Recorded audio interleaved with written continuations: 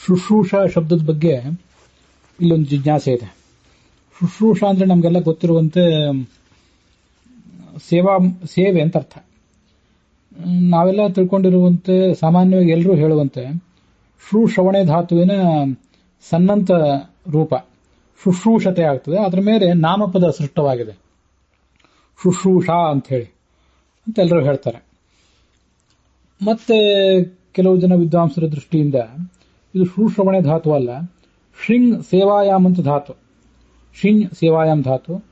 ಅದರಿಂದ ಇದು ಶಿಶ್ರೀಷ ಅಂತ ಆಗಬೇಕು, ಸೇವಾ ಅನ್ನೋ ಅರ್ಥದಲ್ಲಿ ಶಿಶ್ರೀಷ ಅಂತ ಆಗಬೇಕು ಅಂತ ಅಭಿಪ್ರಾಯ ಪಡ್ತಾರೆ. ಆದ್ದರಿಂದ ಕೆಲವು ಭಾಗವತಾದಿ ಪುಸ್ತಕಗಳಲ್ಲಿ ಈ ಧಾತುವಿನ ಬಗ್ಗೆ, ಈ ಶಬ್ದದ ಬಗ್ಗೆ ಶಿಶ್ರೀಷ ಅನ್ನುವ ಒಂದು ರೂಪವು ಕೂಡ ಉಪಲಬ್ಧ ಇದೆ. ಭಾಗವತದ 11ನೇ ಸ್ಕಂದದ 17ನೇ ಅಧ್ಯಾಯ ಅಲ್ಲಿ 18ನೇ ಶ್ಲೋಕ, ಶಿಶ್ರೂಷಣಂ ದ್ವಿಜಗವಾಂ ದೇವಾನಾಂ ಚಾಪಿ ಅಮಾಯಯ ಅಂತ ಹೀಗೆ ಒಂದು ಕಡೆ ಶುಶ್ರೂಷಣ ಅಲ್ಲ ಶಿಶ್ರೂಷಣ ಅಂತ ಹೀಗೆ ಪ್ರಯೋಗ ಇದೆ. ಎಲ್ಲಾ ಭಾಗವತದ ಪ್ರಿಂಟ್ಗಳಲ್ಲಿ ಅಲ್ಲ, ಕೆಲವು ಭಾಗವತದ ಪ್ರಿಂಟ್ಗಳಲ್ಲಿ ಹೀಗಿದೆ. ಹಸ್ತಪ್ರತಿಗಳನ್ನು ಗಮನಿಸಿ ಆ ಥರ ಅದನ್ನ ಕೆಲವು ಹಿರಿಯ ವಿದ್ವಾಂಸರು ಎಡಿಟ್ ಮಾಡಿದ್ದಾರೆ. ಆದರೆ ಅವರೇ ಮಾಡಿದ ಕೆಲವು ಬೇರೆ ಅದೇ ಭಾಗವತದ ಅದೇ 11ನೇ ಸ್ಕಂದದ 17ನೇ ಅಧ್ಯಾಯದ 28ನೇ ಶ್ಲೋಕದಲ್ಲಿ ಶುಶ್ರೂಷಮಾಣ ಆಚಾರ್ಯಂ ಅಂತ ಅಲ್ಲಿ ಶುಶ್ರೂಷ ಅಂತಾನೆ ಹೀಗೆ ಶಬ್ದ ಕಂಡು ಬರ್ತದೆ. ಇದಲ್ಲದೆ ಭಾಗವತದ ಕೆಲವು ಬೇರೆ ಪ್ರಸಂಗಗಳಲ್ಲಿ 7ನೇ ಸ್ಕಂದದ 12ನೇ ಅಧ್ಯಾಯದ 16ನೇ ಶ್ಲೋಕ, ಶೂದ್ರಸ್ಯ ದ್ವಿಜ ಶುಶ್ರೂಷ ಅಂತ ಶುಶ್ರೂಷ ಶಬ್ದವೇ ಕೇಳಿ ಬರ್ತದೆ. ಮತ್ತೆ 26ನೇ ಶ್ಲೋಕದಲ್ಲಿ ಅದೇ ಅಧ್ಯಾಯದಲ್ಲಿ ಸ್ತ್ರೀಣಾಂತು ಪತಿದೇವಾನಾಂ ತಚ್ಛುಶ್ರೂಷಾ ಅನುಕೂಲತಾ ಅಂತ ಶುಶ್ರೂಷ ಅನ್ನುವ ಶಬ್ದವೇ ಕೇಳಿ ಬರ್ತದೆ. ಹೀಗೆ ಭಾಗವತದ ಪಾಠಗಳಲ್ಲಿ ಕೆಲವು ಕಡೆ ಶುಶ್ರೂಷ ಅನ್ನೋ ಶಬ್ದ ಕೇಳಿ ಬರ್ತದೆ, ಕೆಲವು ಕಡೆ ಶುಶ್ರೂಷ ಅನ್ನೋ ಶಬ್ದ ಕೇಳಿ ಬರ್ತದೆ. ಇದು ಕೆಲವು ನಿರ್ದಿಷ್ಟ ಭಾಗವತ ಪಾಠಗಳಿಗೆ ಸಂಬಂಧಪಟ್ಟಂತಹ ಉಲ್ಲೇಖಗಳು. ಅಂತೂ ಈಗಾಗಲೇ ನೋಡಿದಂತೆ ಕೆಲವು ಹಿರಿಯ ವಿದ್ವಾಂಸರು ಅದನ್ನ ಶುಶ್ರೂಷ ಅಂತ ಆಗಬೇಕು ಅಂತ ಹೇಳ್ತಾರೆ. ನನ್ನ ಅಭಿಪ್ರಾಯದಲ್ಲಿ ಶಿಂಗ್ ಸೇವಾಯಾಮ್ ಧಾತು ಅಂತ ನಾವಿದನ್ನ ಭಾವಿಸುವುದಾದರೆ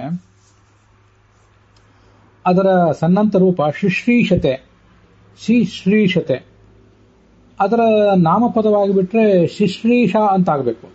ಅದು ಶುಶ್ರೂಷ ಆಗುವುದು ಹೇಗೆ?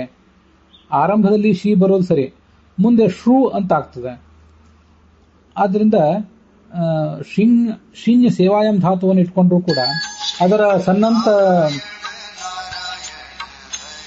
ರೂಪದ ಮೇಲೆ ಇದಕ್ಕೆ ಶುಶ್ರೂಷ ಅಂತ ಆಗೋದು ಕಷ್ಟ, ಶುಶ್ರೀಷ ಅಂತ ಆಗಬಹುದು. ಹಾಗಾದ್ರೆ ಈ ರೂಪಕ್ಕೆ ಸಾಧುತ್ವವನ್ನು ಹೇಗೆ ಹೇಳಬೇಕು? ಸೇವಾ ಅನ್ನೋ ಅರ್ಥದಲ್ಲಿ ಇದಕ್ಕೆ ಸಾಧುತ್ವವನ್ನು ಹೇಗೆ ಹೇಳಬೇಕು ಅಂದ್ರೆ, ನನ್ನ ಒಂದು ಆಲೋಚನೆಯಂತೆ ಇದು ಶುಶ್ರೂಷ ಸೇವಾಯಾಮ್ ಅಂತ ಒಂದು ಪ್ರತ್ಯೇಕ ಧಾತುವೇ ಇದ್ದಿರಬೇಕೇನೋ ಅಂತ ಆಲೋಚನೆ ಇದೆ. ಆ ದೃಷ್ಟಿಯಿಂದ ಶುಶ್ರೂಷ ಅಂತ ಒಂದು ಮೂಲ ಧಾತುವೇ ಇದೆ. ಇದು ಆ ಧಾತುವಿನಿಂದ ಹುಟ್ಟಿದಂತಹ ಒಂದು ನಾಮಪದ. ಇದು ಸನ್ನಂತ ರೂಪವೇ ಅಲ್ಲ ಅಂತ ನನ್ನ ಆಲೋಚನೆ. ಹಾಗಾಗಿ ವರಿವಸ್ಯಾತು ಶುಶ್ರೂಷ ಇತ್ಯಾದಿ ಕಡೆಗಳಲ್ಲಿ ಸೇವಾ ಅನ್ನೋ ಅರ್ಥದಲ್ಲಿ ಶುಶ್ರೂಷ ಅನ್ನೋ ಶಬ್ದವನ್ನು ಬಳಕೆ ಮಾಡಿದ್ದಾರಲ್ಲ. ಶುಶ್ರೂಷ ಅಂದ್ರೆ ಸೇವಾ ಅಂತ ಹೇಳಿದ್ದಾರೆ ಹೊರತು ಸೇವಾ ಮಾಡ್ಲಿಕ್ಕೆ ಅಂತ ಹೇಳಲಿಲ್ಲ. ಅದನ್ನ ಶಿಂಗ್ ಸೇವಾಯ ಅಂತ ಧಾತು ಇಟ್ಕೊಂಡ್ರು ಕೂಡ, ಅದರ ಸನ್ನಂತ ಇಟ್ಕೊಂಡ್ರು ಕೂಡ ಸೇವಾ ಮಾಡ್ಲಿಕ್ಕೆ ಇಚ್ಛೆ ಅಂತ ಅರ್ಥ ಆಗ್ತದೆ ಹೊರತು ಸೇವಾ ಅಂತ ಅರ್ಥ ಆಗೋದಿಲ್ಲ. ನಾವೀಗ ಶುಶ್ರೂಷ ಅನ್ನೋ ಶಬ್ದವನ್ನು ಸೇವಾ ಅನ್ನೋ ಅರ್ಥದಲ್ಲೇ ಬಳಕೆ ಮಾಡ್ತಿದ್ದೇವೆ. ಮಧ್ವವಿಜಯ, ವಾಯುಸ್ತುತಿ ಮೊದಲಾದ ಅನೇಕ ಕಡೆ ಈ ಶುಶ್ರೂಷ ಶಬ್ದ ಕೇಳಿ ಬರ್ತದೆ. ಅಲ್ಲೆಲ್ಲಾ ಕಡೆ ಶುಶ್ರೂಷ ಅಂತಿದೆ, ಎಲ್ಲಿಯೂ ಶುಶ್ರೂಷ ಅಂತಿಲ್ಲ. ಹಾಗಾಗಿ ಇದು ಶಿಂಗ್ ಸೇವಾಯಂ ಧಾತುವಿನ ಸನ್ನಂತ ರೂಪವೂ ಅಲ್ಲ, ಶ್ರವಣೆ ಧಾತುವಿನ ಸನ್ನಂತ ರೂಪವೂ ಅಲ್ಲ, ಪ್ರತ್ಯೇಕವಾದ ಸನ್ನಂತವೇ ಅಲ್ಲದ ಶುಶ್ರೂಷ ಸೇವಾಯಾಮ ಧಾತುವಿನದೇ ಒಂದು ರೂಪ ಇದ್ದಿರಬೇಕು ಅಂತ ನನ್ನ ಆಲೋಚನೆ. ಎಷ್ಟೋ ಧಾತುಗಳನ್ನು ನಾವೀಗ ಕಳ್ಕೊಂಡಿದ್ದೇವೆ. ಆ ಕಳ್ಕೊಂಡಂತಹ ಯಾವುದೋ ಒಂದು ಧಾತುವಿನ ರೂಪ ಇದಾಗಿದ್ದಿರಬೇಕು ಅಂತ ನನ್ನ ಆಲೋಚನೆ. ಎಲ್ಲಾ ರೂಪಗಳನ್ನು ಉಪಲಬ್ಧ ಇರುವಂತಹ ಎಲ್ಲಾ ರೂಪಗಳನ್ನು ಕೂಡ ನಾವು ಈಗ ಉಪಲಬ್ಧ ಇರುವ ಧಾತುಗಳ ಆಧಾರದಿಂದಲೇ ಸಮರ್ಥಿಸುತ್ತೇವೆ ಅಂತ ಏನು ಹೇಳಬೇಕಾಗಿಲ್ಲ.